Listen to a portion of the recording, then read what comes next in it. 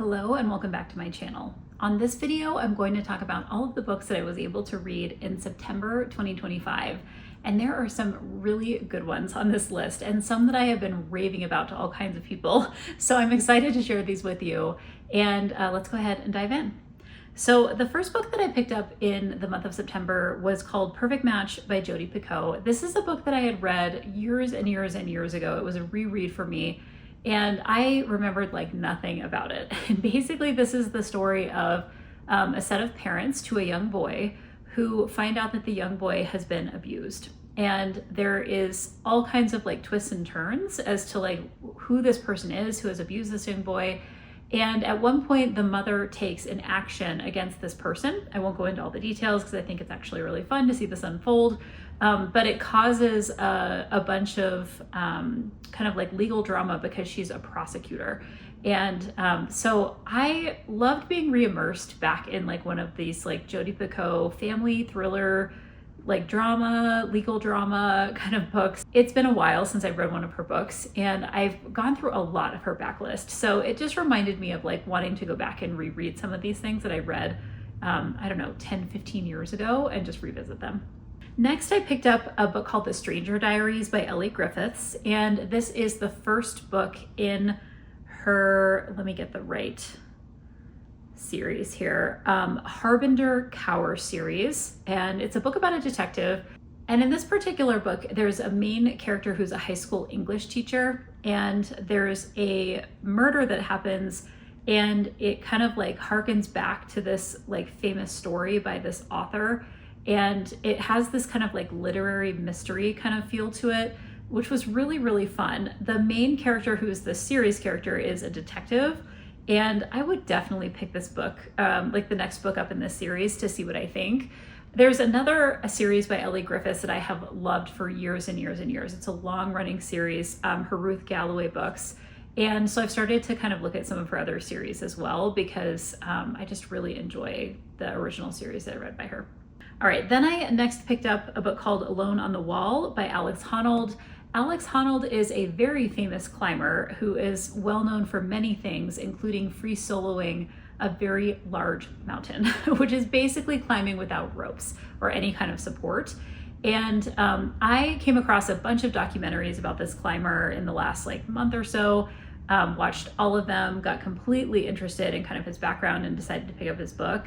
I will say that I feel like the documentaries tell a much kind of, not necessarily better, but like different story about who this person is and how, like kind of what his place is in the climbing world. Since this is kind of his memoir, this is more of kind of his personal background and experience. I also think that because I had watched so many documentaries and I was hearing his voice in the documentaries, to have his memoir read by a different narrator was also kind of jarring because I was used to kind of hearing his voice talking about his climbing. But I liked the general concept of the book. I thought it was really interesting to hear his perspective, on his career as a climber. And of course, I'll pick up any other documentary that I can find on Alex Honnold. All right, then I picked up a book called Not If I Save You First by Allie Carter. I read a bunch of Allie Carter books a couple months back and I just had never encountered this author before, and she writes a lot of YA. This particular YA is about a girl who goes to live in I think it's Alaska. It's basically the wilderness with her father, who used to be a Secret Service agent. And she gets visited by the son of a sitting president. He's like the first son, and he's in danger, and they get into, basically like they're running from these like very evil people in the wilderness. And it kind of has a backstory about their original relationship because they were friends when they were both in the White House. And then they've kind of grown apart and they're coming back together. And I really enjoyed this. It reminded me a little bit of another book that I read recently, and I'm trying to remember the author. I'll put the book in the title in the video, but it's basically Kate Alice something. I'll find it. But it's another book about a young girl, YA, kind of in the wilderness surviving with her father. And I also really like that one as well. All right, next up, I picked up Rose in Chains by Julie Soto. I've read a bunch of other books by Julie Soto. This one in particular is based on her Hermione fanfic, which I have not read. And she turned it into, kind of removed some of those elements and then turned it into this novel. The thing that I will say I found myself doing when I was reading this is I went and looked up the publication history of the fanfic Manacled, which I have read and which is being turned into a book that just came out as I record this, I think like last week, and it's called Alchemized. And I went back and there were just so many elements of this book that reminded me of Manacled that I went back to see who had published first. Manacled came out first, and then the fanfic that this is based on came out later. And I will say that because I had read Manacled, there were so many elements of this book that felt very similar to me in terms of tone, not necessarily plot, but there was just a lot that I felt harkened back to that. Now, I will say I've not read a lot of Hermione fanfic, so it's entirely possible that this, and I should mention Hermione fanfic is Harry Potter, Draco, and Hermione. So if that is not familiar to you and you don't know what I'm talking about, that's what I'm talking about. I've not read a lot of it. So it's possible that there are just tropes that are like very common and, you know, everybody's using them. I don't know. But when I read Manacled, I found it to be like so like creative and inventive, and like I was just completely drawn into it, that when I saw the overlaps with this book, it bothered me a little bit, if I'm honest, because it felt like there was just like a little too much there that was similar. So I have not yet read Alchemized because it's just come out. It's over 1,000 pages long, but I will eventually read it and just kind of see how I think these things compare. I think I would have experienced this book a lot differently if I had not read Manacled like first, but also just like I've read it relatively recently. And so that's kind of still, you know, in my consciousness about this Hermione fan fiction. So I think that I enjoyed it. It's well plotted, it's well written. I think Julie Soto is very talented, but I feel like I was a little bit biased because it reminded me of Manacled and it felt like there was a little bit of overlap there. All right, next up, I picked up a book called Assistant to the Villain, which is by Hannah Nicole Mayer. And this is a book that is meant to be kind of funny and dark, and it has elements of like fantasy and it has elements of romance, and it's basically about kind of an office romance between a villain and this person who becomes his assistant, and then she starts to like develop feelings for him, and kind of same with him. And there's like multiple books in this series by this author, and what I would say is like this is charming. I feel like it's not the kind of book that I'm typically drawn to. I think there are other people who just would love this. Like, I think it reminded me a little bit of like Legends and Lattes, like this kind of like cozy fantasy that has like a little bit of humor in it. And it's just not really necessarily for me, but I understand why people enjoy it. And I feel like, you know, it was well done. I also really enjoyed the audio. I thought that the audio was really nicely produced. Next, I picked up a book called Quiet Types by L.H. Causeway. I had never read this author before. And this is a book in a trilogy, I believe, about several different characters who eventually form relationships. They're interconnected. And in this first book, there is basically a woman who's a maid and a man who works at a hotel as like a security guard. And they ride the bus together every day. And the man is mute. He has like a physical deformity that doesn't allow him to talk. And so he can hear things, like he's not deaf, but he is unable to speak.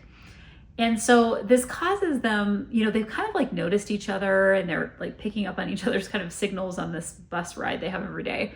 And they start to develop kind of a friendship. And there's obviously kind of some miscommunication in the beginning because the woman is not understanding that he is mute. And there's this very charming scene where she has a meal with him and his father, and it like kind of unlocks everything and she kind of understands what's going on. I would say this book, I actually really, really enjoyed it. I loved seeing the relationship develop. I loved seeing how they kind of like positively influenced each other over time, how they like worked together in their relationship to get over past, you know, issues that they had each had. And the next book in the series is the security guard, like the male main character. I think it's like his cousin who's in the next book. And I will absolutely pick up the next book. I really, really enjoyed this. I'll probably also look at this author's backlist just because I like the writing style a lot. It was a bit of like a slow burn as the characters were kind of getting to know each other. And it was just really, really charming. So really like that one. Then I picked up a book called Mending Hearts by Adeline Knight. And this is a book that is basically about like an enemies to lovers. It's relatively short. This is kind of like a novella, and it was on, I think it's like Audible Premium. And in this particular book, there's kind of a historical element where there's basically two people and they're kind of researching the past histories of their families, and they realize that in the past histories of their families there was like people who were connected in like a relationship, and they're kind of enemies in present day, and this research that they do kind of draws them together. Well, I liked all of the elements of that. I like all of that and what it adds up to. I feel like this book was like not super memorable to me. Like, this is not, I wouldn't like seek out other works by this author. Like, it wasn't something that like really stood up in my memory after reading it. But I did, generally like kind of the themes of what the author was doing in this particular book. So glad I picked it up. All right, next up I picked up a book called Departure 37 by Scott Carson. And Scott Carson I had never encountered before. And then I read two of his books this month. And they both had elements that I was like not anticipating, but they were really fun. So Departure 37, the premise is there are all of these commercial pilots, and they get calls from their mothers in the middle of the night that tells them not to fly the following day. And they basically all heed the warning of their mothers. And we eventually find out where this warning is coming from. And there's like some like interesting, almost like supernatural elements that are happening in this book. And that's the part I wasn't expecting. Maybe I should have been, given kind of the premise. Scott Carson is blurbed by Stephen King, and that's a very accurate blurb. Like, I feel like he's very similar in some ways in tone and in style to Stephen King in terms of how he like blends in some supernatural elements and a little bit of like horror to his books. So I'm glad I picked this up because I was like very intrigued by the premise, and I feel like Scott Carson is very talented. This again is not the kind of book that I typically seek out. I like a good Stephen King, but this concept of kind of like the supernatural, mystery kind of stuff is not necessarily things that I pursue. But as you'll hear in a minute, I did read more Scott Carson this month, and it had kind of similar themes. Okay. Next, I read a book called Off the Deep End by Lucinda Berry. And I've mentioned before, I'm kind of working my way through Lucinda Berry's backlist. I find her books really interesting in terms of their plot and their premises. This particular book is about a mother who gets into a car accident with her son and her son's friend. And while they're basically in like a lake or some kind of body of water. And she rescues like what she now says is the wrong boy. Like, she thinks she's rescuing her son, and she's actually rescuing the son's friend. And this causes like just all kinds of aftermath in terms of like her own guilt, her relationship with this other boy's family. There's kind of all kinds of things that unfold after that. And as always, like, I find this kind of stuff just interesting. It's kind of a psychological thriller or like family drama. And I think Lucinda Berry just has like some really interesting plots. So I'll continue to bring her backlist, into my lists. There's always something kind of interesting to pick up from her. All right, the next book that I picked up is one called A Lonesome Place for Dying. This is by Nolan Chase. This is a new author for me as well. And I would say this is a pretty traditional mystery in terms of like, it's kind of got a small town sheriff or police officer who's like trying to solve a crime. And what I will say about it though, that I really appreciated is like, for the longer running series that I've read that are kind of like based on a sheriff main character, and I would put like Walt Longmire series into this, or like William Kent Kruger's books. There's a number of things that I could cite here, like very long-term things I've been reading. They have this kind of like ambiance, or they have like a, I don't know, there's like a vibe. It's like a small town vibe, but it's incredibly well written. It's very well plotted. There's great side characters. Like, everything just hangs together very tightly in these kinds of series. And I could tell when I was reading this that it's like very well done. And if this does turn into a series, I'm not sure if this is an actual series. Let me look and see if they have any details here. Yeah, this is the first book in the Ethan Brand series. I would definitely pick up the next book in this series, because I think that the way that this is written, like, even for a first book in a series, like, everything was being set up incredibly well. And so if you're looking for like a new mystery series to pick up, you might check out this book. As I mentioned, there's like other long running series that I've also really enjoyed, like the Joe Pickett series. I mean, these series have like 25 books in them, or 20 to 25 books in them. Like they've just been going on forever. And they're always kind of this like small town, rugged outdoors, like oftentimes nature is part of the series. And William Kent Kruger's, he has a lot of like Native American imagery. And so this reminded me a little bit of that because of like the small town nature and what was happening in the series. So I would definitely pick up the next one by Nolan Chase. The next book that I picked up is one called Life or Death by Michael Robotham. I have read this author at least once or twice in the past, and this is a standalone. It is about a man who, like the day before he is supposed to get out of prison, escapes from prison and is trying to like save the life of someone else, basically. And what I would say is, while I thought the premise of this was very interesting, the execution of it, like, again, was not just like, it didn't really wow me in terms of like, it kind of plodded along a little bit. Like I remember when I was reading it, I felt a little bit bored and I was like, where is this going? Like it wasn't compelling. It wasn't interesting. And I read the audio. And so I was able to kind of complete it and finish the story. But it wasn't one of the books. There were other mystery novels I read this month that I found to be like way more compelling and interesting. So I'll continue to read this author because I've read other things by him, but this particular one wasn't like a favorite for me. All right, next up, I read a book called A Marriage at Sea, and this is by Sophie Elmhurst. This is the story of a couple who gets lost at sea for like 4 months. It's true story. They're traveling in this boat. Something happens to the boat, and then they are basically stranded on the ocean for like 4 months. I mean, who doesn't love a stranded on the ocean story? I mean, I think these things are fascinating for like good reason. We're trying to understand like what is going on with these people. How are they surviving psychologically this kind of situation? They are there together. I mean, they survive this. And then it kind of also talks about their marriage and their relationship, both before the situation and after the situation. I mean, I am always interested in kind of like an adventure survival memoir. And I had heard about this. It's relatively recent. And I'm really glad that I picked it up. All right. Then I picked up a book that I had heard about on social media as having an amazing twist. It is called Pen Pal by J.T. Gessinger. And this is a book that I will start by saying it is a romance. This has, I would say, more spice than most books that I typically read in the romance genre. So I'll just start there. I wasn't necessarily expecting that. It does involve a woman who is writing to a man in prison. So that maybe should have given me a sign, but I was not necessarily expecting it.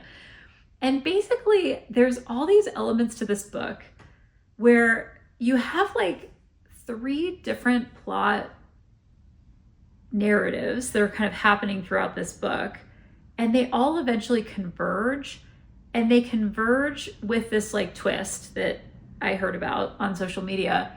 I will say that I saw the twist coming, and there's a very popular film that has a similar twist, and if you've seen the film, you'll probably guess the twist. I mean, like I feel like there was a very clear like hearkening back to this film. I'm not going to go into any more detail because I don't want to give it away. I would say I was intrigued by this book. I don't know that I would pick up another book by this author. I was more just like wanting to know what the hype was about.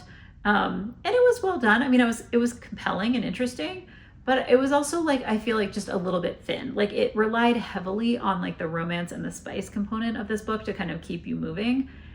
Without having like substance to a lot of the elements. And in the end, you got a little more substance because of how it wrapped up, but I didn't feel like that was there throughout the whole thing. And so it made the relationship between the main female character and the main male character very questionable. Like it was just unclear, like what was going on. And eventually you come to understand that, but it makes like the middle of the book feel a little bit confusing.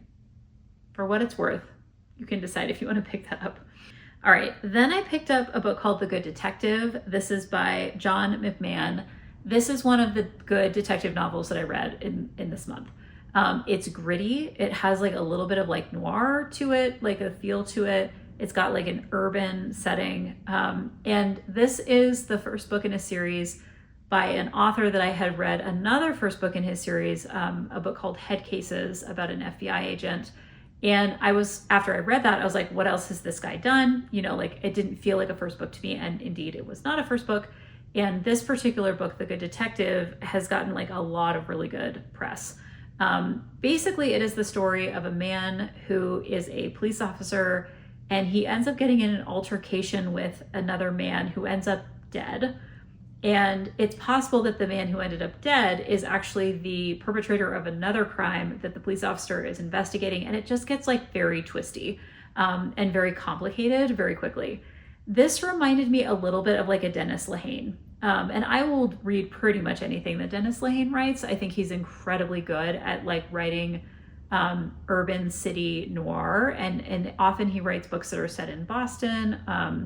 And so anyway, this had like a little gritty kind of like Dennis Lehane feel to it, which I really enjoy. So definitely will pick up more books by this author in both of the series that I have started by him. All right, then I picked up a book called The Light We Lost by Kyla Stone. I have read Kyla Stone before. She is known for these kind of like dystopian, end of the world kind of books and series. She writes series where basically like her specialty is you have like a attack of some kind that like wipes out the ability to have like electricity in the US. And then she puts all these characters in various like disaster survival scenarios, and then they eventually kind of come together in different ways. I find these books incredibly satisfying. They're super interesting in terms of like the kind of like technology component behind like what would happen if like the grid just gets wiped out, and you have to figure out what to do. And so this is one of those books. And I actually have the box set of like, I think there's 4 books in this series. And so I read the first one. I'm sure I will continue with it because I just find it really interesting. Next, I picked up a book called The Midnight Library by Matt Haig. And this is a book that when I went to track it down, had a massively long hold list at the library, physical copy and digital copy, never goes on sale in terms of like an ebook copy, like on Kindle, and never goes on sale on an audiobook either. And so I was like, okay, this must be very, very good. Of course, it's very, very good. Matt Haig is known for incredible fiction. He's also known for incredible nonfiction. He has a pretty large social media presence as well. He's in Europe, and basically in his nonfiction, he's written about several times his kind of struggles with depression and having like very deep depressive episodes throughout his life. And then in this particular book, he's basically talking about a woman who is committing suicide, and she gets taken to this kind of magical library where she gets to live out different alternative paths of her life.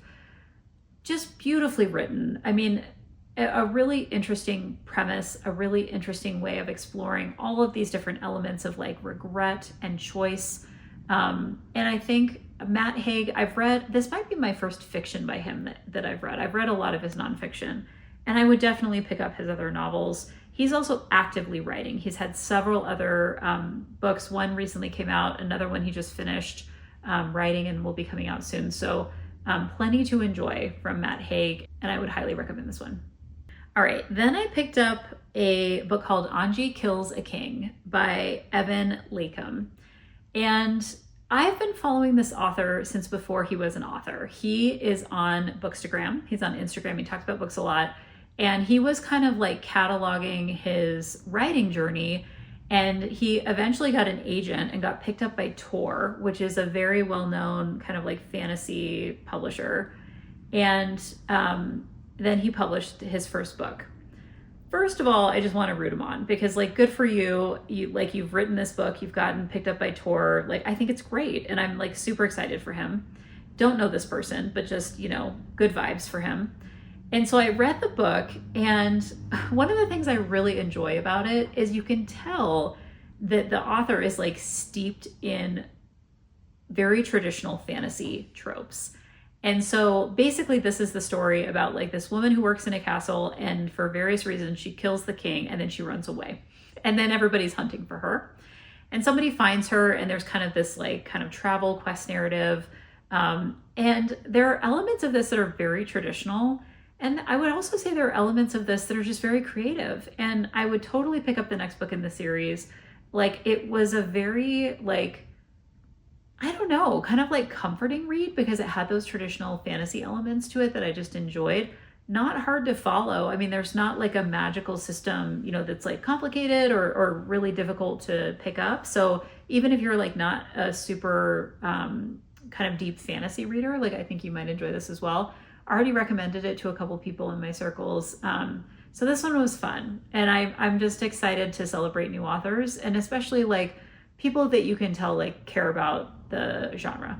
And this is one of those. Next up, I picked up a book called Year One in the Kingmaker series by Sophie Lark. And this is a book, I don't read a lot of mafia fiction, but it's a subgenre, like clearly. I read a mafia romance not too long ago. It was like one of the first ones I'd read. And this is a mafia book about a bunch of like teenagers basically who go to an island and they get educated. They're like the next in line to like take over their family's crime businesses. And so they get taken to this island where they're with all these other people who are next in line, and they're expected to like not kill each other. Basically, there's all these rules against that. And they have these competitions, and it's a little bit of a mix of like a little Harry Potter-esque because of just the nature of like the academic setting, the competitions that are happening and things like that. There's no magical element to this, but there's kind of this like dark romance element and kind of violence element because they're all like at each other's throats a little bit. And basically every book in this series is 1 year of their high school experience. So this is year one, there's a year two, year three, year four. I'll probably pick up year two. I thought it was fun. Like I liked how the characters were kind of their relationship was unfolding in the first book. My understanding is the second book goes to like another couple in the school. So it doesn't follow like the same two characters that are like a couple in book one all the way through. It kind of flips to different characters. And I enjoyed it. I thought it was fun. All right, next up I picked up a kind of novella, a shorter audiobook by Ali Hazelwood called Two Can Play. And this is about two people who are in the video game production business, the video game design business, and they've been kind of like rivals, and then they come together and realize that they both actually secretly like been crushing on each other for many, many years, and they begin to start a relationship. I thought this was adorable. I loved the gaming components. I thought they were really fun. And it was really quick. Like this was one that I listened to on Spotify. I have a Spotify account, which gives you some audiobook hours. And I think it was only like 4 or 5 hours long. So quick to read, but really, really cute romance. So the next book that I picked up is called The Ones We Love by Anna Snoekstra. This is a book that takes place in Australia. It is about a teenage girl who goes to a party, gets drunk, comes home, and some things happen that we are not aware of as readers. And then the next day she wakes up, she's kind of slept it off on the couch, and her parents have put a lock, like a padlock on her bedroom door, and have said like something is wrong, like it's mold or whatever, and you can't go in there. And we don't know what happened in the bedroom. Now we eventually find out what happened. And it's actually kind of an interesting, twisty, kind of story. I liked how the book ended up. I will say that I did look at this author and their backlist because this read is a little bit like a first novel to me, or like a first mystery novel. And I don't think it is. There's several other books by this author. I don't know what genres they're written in. This person is known to be like a screenwriter, and they've done some other things as well. And so I could see this being like an interesting movie adaptation. But I might pick up some stuff in the author's backlist. I'll have to kind of look and see what else this person has written that I might want to check out. Okay, after that I picked up The Names by Florence Knapp. This is a book that has been getting a ton of reviews. It is basically a sliding doors kind of story about a woman who is naming the second child of her and her partner. And based on the name she chooses, and there's 3 different names that she eventually chooses, there is a different storyline for each name. And when I heard this, I just thought, how does that even work? Like, I didn't really understand. And basically there's just like alternating chapters telling you different storylines. And I would say this is a trigger warning for domestic violence. That is a very large plot point in most of the trajectories of the stories of this book. And I thought it was creative. I thought it was interesting. I think it deserves all of the good reviews that it's been getting. And I've already recommended it to several people that I thought would like it. All right, then I picked up a book called Group by Christy Tate. And this is about the author's story of being in a group therapy. And I will say that as I was reading this, which it's a memoir, I had several moments where I just thought, I had no idea that group therapy was this. Now, I'm guessing that the way that this group therapy is constructed is it's a certain kind of group therapy. I don't know what it's called necessarily, but I think that what the therapist in the group is practicing is probably a very specific type of therapy. And I'm guessing that like not all group therapy is like this, but there's a very specific kind of group therapy that is being practiced here. And the author eventually becomes part of like 3 or 4 different groups that are meeting multiple times. Like she's spending a significant amount of time in therapy and finding benefit from it. Like this feels important to her. She's got kind of some background with an eating disorder. She's trying to deal with like relationship issues. And it felt a little bit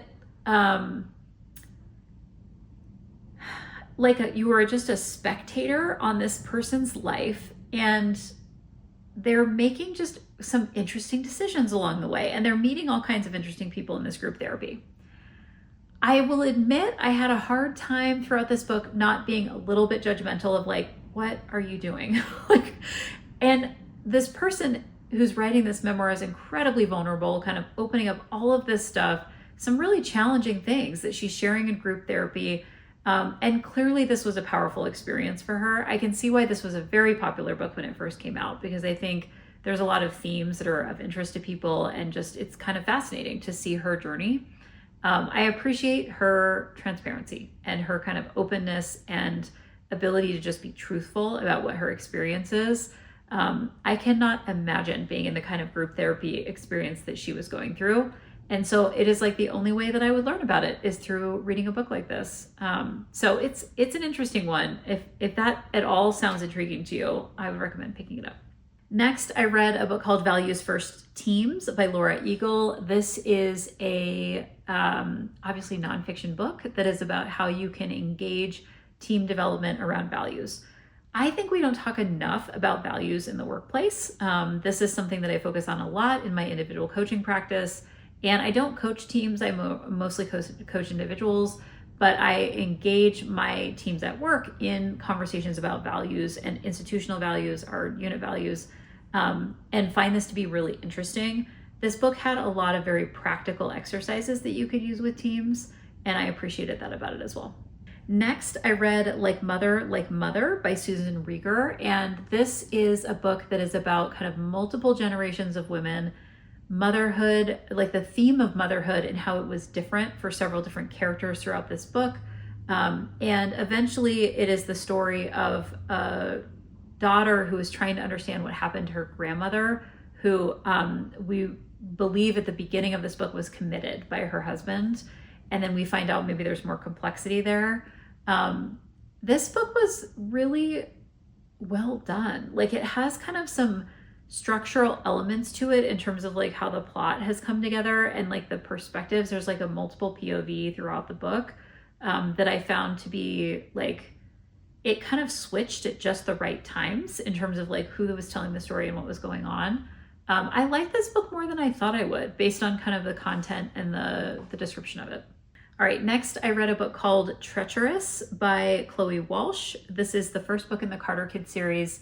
And Chloe Walsh is known for her series of The Boys of Men, which is a like high school romance series that I was completely sucked into. There's the most recent book I haven't read, but I've read everything else in that series. And so I wanted to dig into her backlist. This particular book is it's a romance, it's high school. It has like a bullying trope, which I'm not super into. I've only read, I think, 1 or 2 other books that had that. And it's basically about these 2 neighbors, a girl and a boy who are in high school, and they begin to have a relationship, but they start out with kind of this like bullying trope.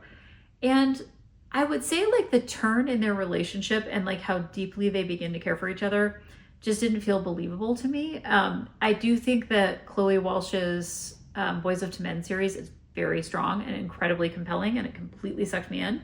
I don't know that this is a series that I would continue. I might pick up the second book just to kind of see if it's a different trope, that she's using. And there may be other books in her backlist that I would try as well. Next, I read The Mystery Guest by Nita Prose. This is the second book in her series about a maid who, while not overtly described as autistic, is probably autistic.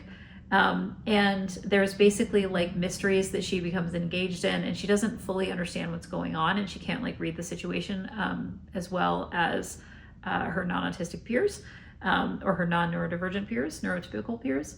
And in this particular book, well, I'll just say the series is incredibly charming.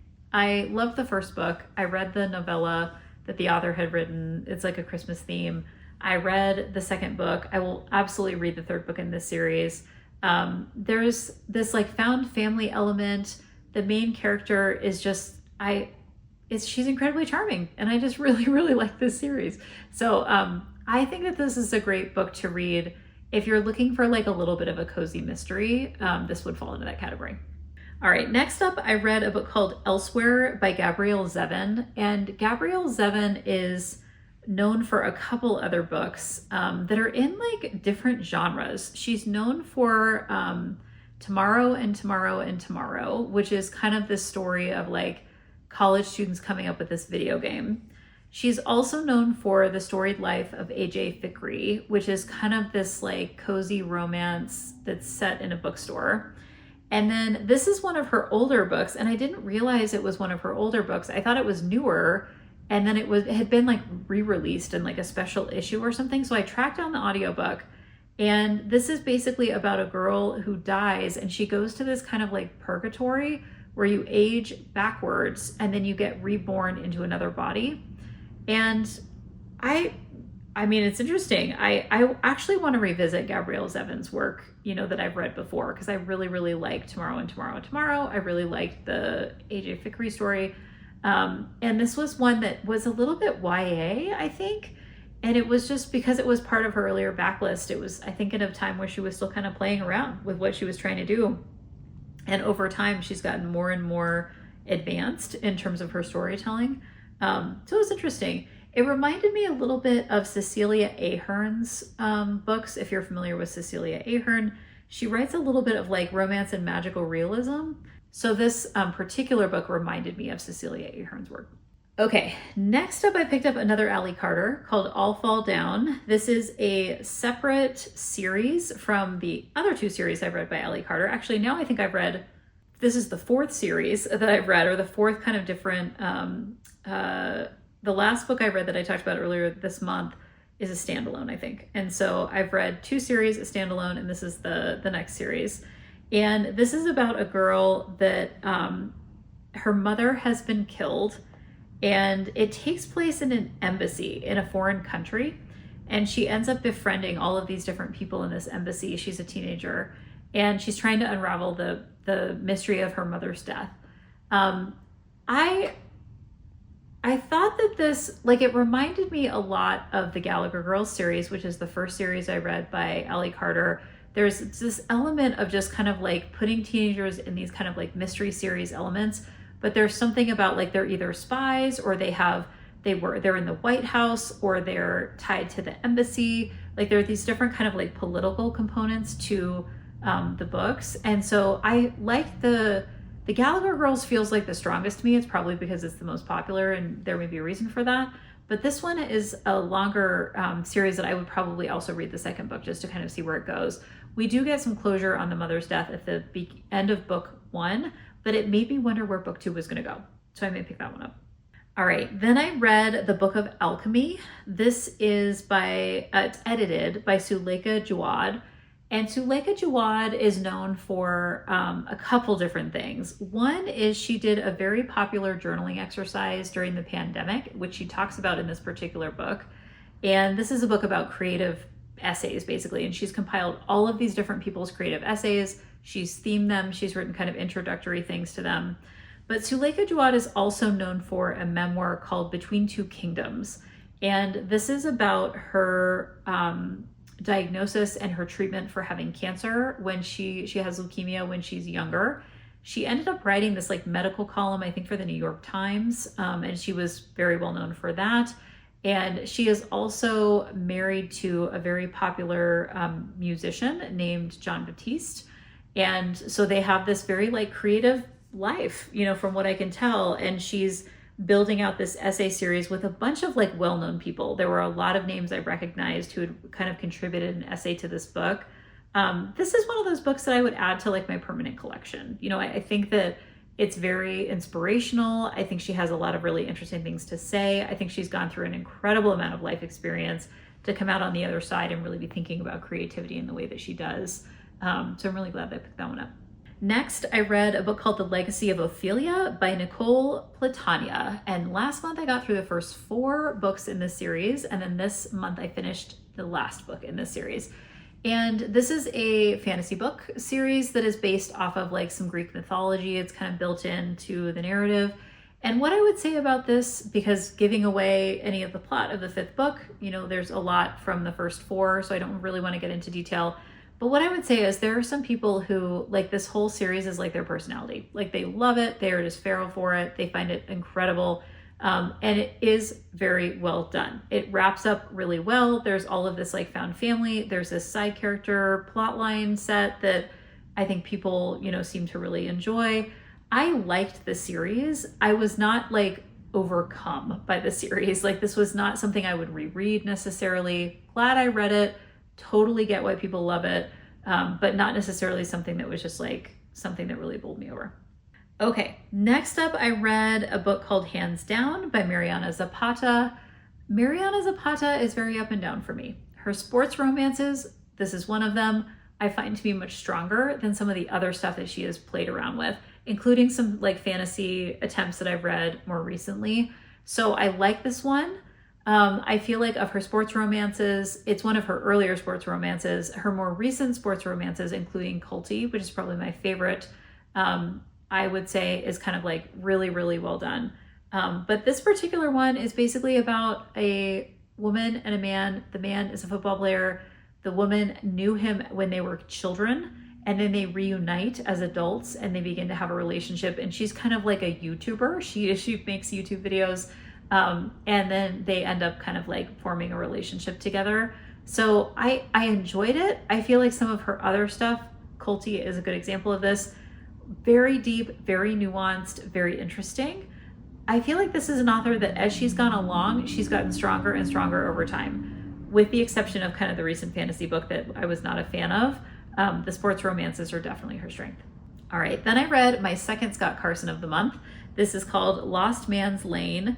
And this is a mystery novel about a boy who gets his driver's license, is pulled over by a cop and given a ticket, and he sees a girl in the back seat of the cop car. And he eventually comes to understand later that the cop was not really a cop and the girl has gone missing and he was like the last person to see her alive, and it kind of goes on from there. If you remember from the earlier book that I mentioned about Scott Carson, there was kind of this supernatural element. That is present in this book as well. And the only other thing I would say about it, other than, you know, I enjoyed it, is if you have a trigger warning for snakes, you do not want to read this book. There is an element, a snake element that comes in, I would say like a third of the way into the book, and it only gets stronger throughout the entire rest of the book. I don't have a snake aversion, but if you have a snake aversion, you would not like this book. Like there's just too many references to it. It is too much of like a plot element of this book. So if you do not like snakes, stay away from this one. If you don't mind a mystery that has some like supernatural components to it, you might pick it up. Okay, then I read David Baldacci's Strangers in Time. This is basically a historical YA novel about 2 teenagers who are kind of orphaned basically after the war. And they end up kind of having this connection and relationship with this bookstore owner. When I think about all of the elements of the book and its description, I'm like, yep, checking all my boxes. Like, this is why I picked up the book in the first place. But in terms of like just reading it, it was kind of boring. And I'm sorry to say that because I think David Baldacci, I was going to say Steve Baldacci, that's not his name. David Baldacci, I like his like spy books and his thrillers. And I think that he was kind of expanding out into a different genre. I think it's fine. I just wasn't like finding it super compelling in terms of the plot. It felt like a little bit more of like a cozy read to me. And I had a hard time kind of paying attention to it. Maybe just because I'm used to his stuff being a little bit more fast-paced. Okay, only a few more. Then I read Subtract by Lydie Klotz. This is a book about basically how evolutionarily we tend to add things to solve problems instead of subtracting things to solve problems. I thought this book was great. Super creative, really interesting thesis. It is an academic writing about this topic, had a ton of great examples, and I would totally pick up other stuff by this person. I think I might have mentioned this, I may have misgendered this author because I didn't know the name origin, but this is a male author. When I read the audiobook, he reads part of the introduction and the conclusion. And I think I may have misgendered this author as a female when I talked about it in my last video. So for what it's worth, just note that, and would totally read more books that he's written. Okay, then I picked up a book called A Shadow in the Ember. This is by Jennifer Armentrout. It is set in the same world as some of her other books that I've read in the past, but it has like a different set of characters and a different like arc in terms of like what's happening in the story. What I thought was interesting about this book is it's long. All of these books in these series are pretty long. They're known to be, they're romantasy, so there's definitely some spice. And when I started reading this, I was kind of a little bored by it. And I was like, okay, you know, I'll read this, interesting. Like I like the other series better. And I was like, well, we'll see where this goes. And I would say about halfway through the first book, it kind of like clicked. And I was like, oh, okay, I'm understanding why this is interesting now. And I was more pulled in to like what was going on with the story. I think part of it was in the very beginning, it got very spicy very quickly. And I was like, oh, this is just a vehicle for that. Like this, there's not like actual plot, character development. Like it felt a little bit just like performative in some ways. And then I felt like by about halfway through, it clicked and it was more plot driven. There was more character development and it didn't just feel like a vehicle for the romantasy elements. So I would definitely pick up the next book in this series. The other series I had read by Jennifer Armentrout, she just had another book come out in. And so just being reminded of like this world was helpful. And I'll probably pick up that other book as well. Then I read a book called A Healing Touch by Suzanne Woods Fisher. I have never read this author before. I came across her because she was mentioned in Publishers Weekly, which I now have a subscription to and I'm slightly obsessed with because it's telling me all of the new books coming out and it's helping me find backlist authors that I just had never encountered. This is one of them. Suzanne Woods Fisher is writing about Amish communities. These are what is called sometimes like inspirational fiction, which is basically like Christian romance. And this is a book about a woman who's a doctor. Her name is Doc. She works in an Amish community, I think in Pennsylvania. As a doctor, she is former Amish, but has kind of like pulled herself out of that to become a doctor. She has married a man, and one day she comes up to her medical practice and somebody has left a baby on the doorstep. And she and her partner end up like fostering this child for part of the book. She also has an assistant who is an Amish woman who's working for her as a medical, not a medical assistant, like a receptionist basically, but who has dreams of becoming an EMT. And she ends up having kind of like this little mini romance with another character. There's another character who's gone through breast cancer and is in the process of having radiation therapy. And she is someone who breeds and trains horses. And so there's this like side plot element about this. And then there's other characters that the doctor is treating, and you're getting kind of this little picture of this community. I loved this book. I was like super interested. It was very calming. It was very like, I would like read this at the end of a long day and be like, okay, let me like check in with this community, see what's going on. I would totally pick up another book by this author. She's written like 40 books or something. Some of them are series, some of them are not. I think the majority of them take place in the Amish community. So I feel like this just like unlocked a whole different author for me that I had no idea was there, and would totally pick up more from her in the future. Okay, this month I finally got to Onyx Storm. This is the third book in Rebecca Yarros' series that started with Fourth Wing and then Iron Flame and now Onyx Storm. And what I would say about Onyx Storm is, like, let me start by saying first, I loved Fourth Wing. I've read it now, I think, twice. I've read Iron Flame. I think I've also read Iron Flame twice. I might have read Fourth Wing 3 times. Like I keep, every time the new book come out, I reread the series to kind of like remind myself of all the details. And Fourth Wing is like very easy for me to digest and understand what's going on. Like it has very common like fantasy tropes, and it's more kind of like it's fantasy romance kind of combined. Basically about a girl who's going to the school and she's being trained to ride and fight with dragons. The second book gets like pretty political. There's like a war happening basically, and like there's all these things going on.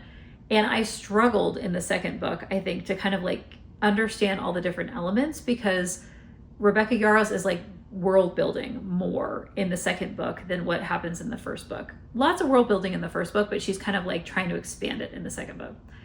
So I was really not sure how I would feel about book 3, because I wasn't sure the direction she was going to take it. And, you know, so I was a little bit nervous, because I've heard some people say, you know, there's mixed reviews, like she introduces a lot of new characters, it's hard to follow.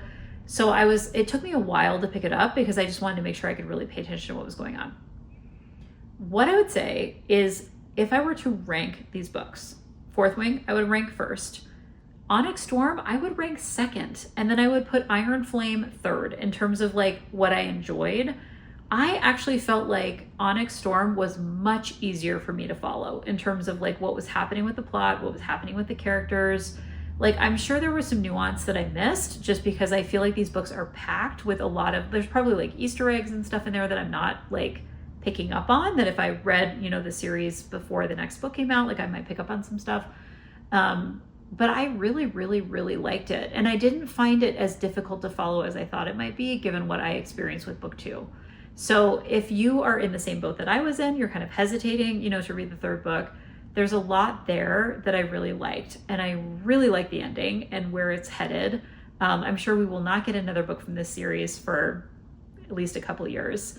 And of course I will reread all of them before that book comes out, because I just really enjoy this. I like series that I want to reread, not just that I need to reread, but that I enjoy. And I feel like there's enough detail there that there's a lot of richness when you do a reread. And then the last book that I read in the month of September is Jeremy Renner's memoir called My Next Breath. I read this book as I'm recording this. I finished it this morning, I think. This is the last day of the month as I'm recording this.